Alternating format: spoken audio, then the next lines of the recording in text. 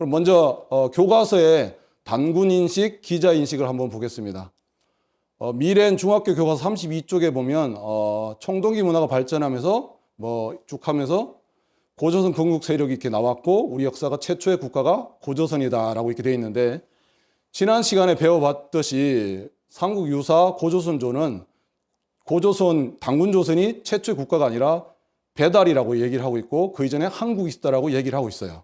그런데 우리는 이렇게 청동기 문화를 얘기하면서 이것도 뭔가 다른 그들만의 이론을 가지고 BC 2333년에 세워진 단군 왕금의 그런 아사달의 개국을 조선 개국을 그들은 지우기 위해서 이런 문화를 청동기라는 단서를 붙이고 있습니다. 그리고 그 다음에 기준학이 나오죠.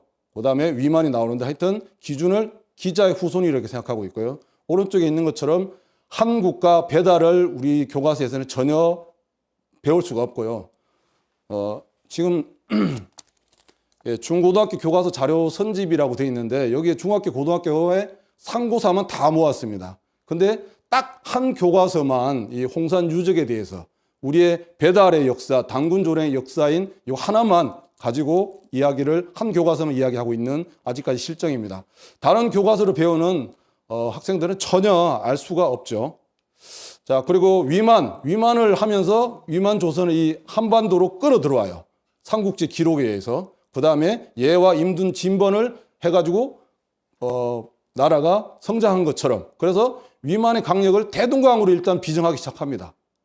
그 다음에 두 번째는 위만을 단군조선의 정통 계승자로 놓고 있어요. 스스로 왕이 되었다. 기준을 내쫓고 밤에 내쫓았는데 그런 정통성이 있는지 모르겠어요. 그 다음에 세 번째, 위만을 고조선을 부흥시킨 영웅이자 선진 문명 전수자로 부각시키고 있습니다.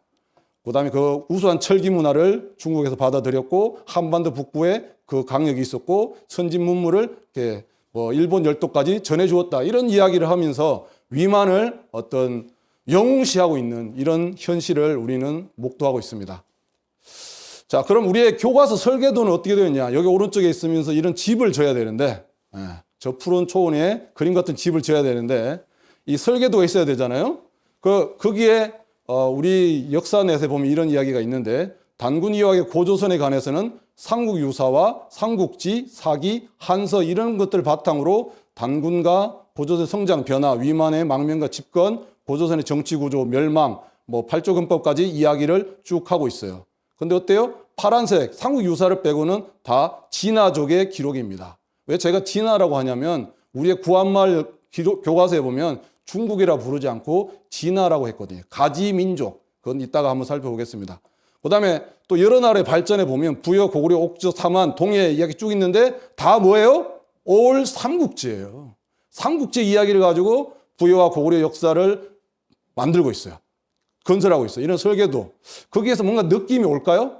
이웃 나라의 기록. 그것도 단군조선과 부여와 고구려와 대적했던 세력이 남겼던 기록을 전적으로 믿을 수 있는가? 그 설계도가 우리 역사를 반듯하게 만들어줄 수 있는가? 우리를 조명해 줄 수 있는가를 한번 생각해 봐야 되겠습니다.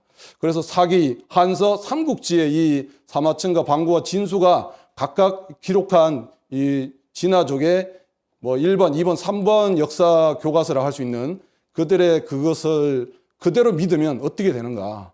사마천은 얘기하죠. 최초의 조선의 왕은 고연인 위만이라고 얘기합니다. 위만이로.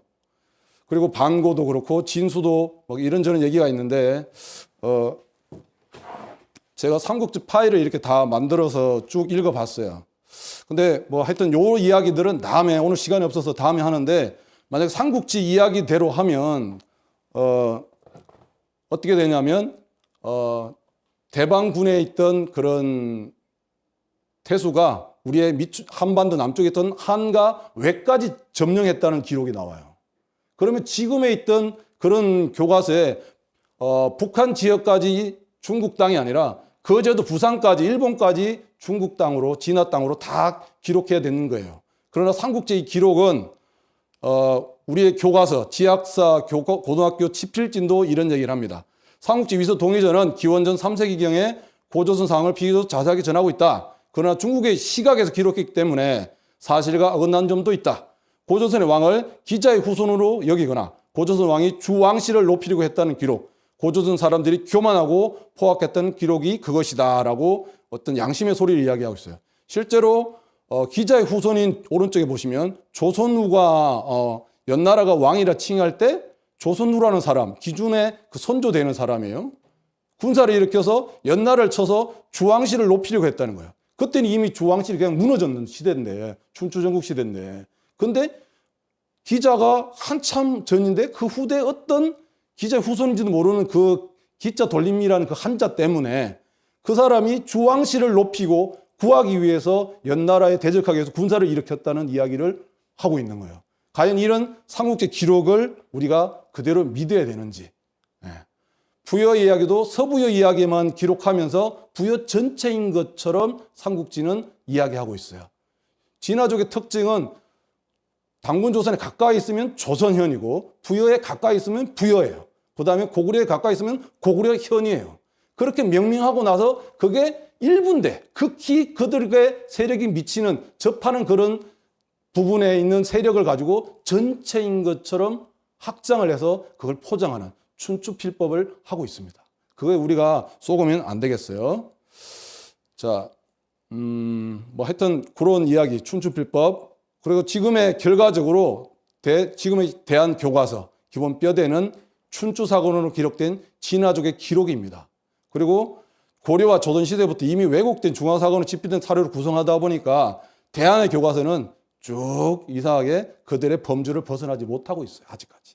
그것을 찾아주는 데가 어디라고요? 대한사랑입니다. 우리 대한사랑이 큰일 하고 있죠. 한번 박수 한번 쳐주세요. 예. 감사합니다.